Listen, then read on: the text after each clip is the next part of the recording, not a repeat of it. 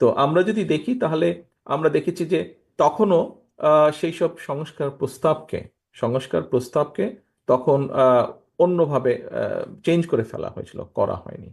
কারণ সেটি প্রকৃত জনগণের ভোটে নির্বাচিত সংসদ ছিল না।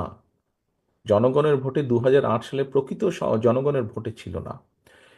এবং এইবার আর সেইবারের তফাৎটা এটাই হচ্ছে যে এইবার সংস্কারের প্রস্তাব সবচাইতে প্রথম বাংলাদেশ জাতীয়তাবাদী দল দেশের সামনে এবং দেশের মানুষের সামনে উপস্থাপন করেছে। আর কেউ করার আগে, সবচাইতে আগে আমরা করেছি, বাংলাদেশ জাতীয়তাবাদী দল। যেহেতু আমরা বাংলাদেশ জাতীয়তাবাদী দল এই সংস্কার প্রস্তাব সবচাইতে আগে উপস্থাপন করেছি, কমিটমেন্ট করেছি আমরা বাংলাদেশের মানুষের কাছে, সেজন্যই এটিকে পর্যায়ক্রমিকভাবে, ধারাবাহিকভাবে এটিকে সাকসেসফুল করা অথবা এটি প্রতিশ্রুতি পূরণ করা, এটি আমাদের একটি পবিত্র দায়িত্ব।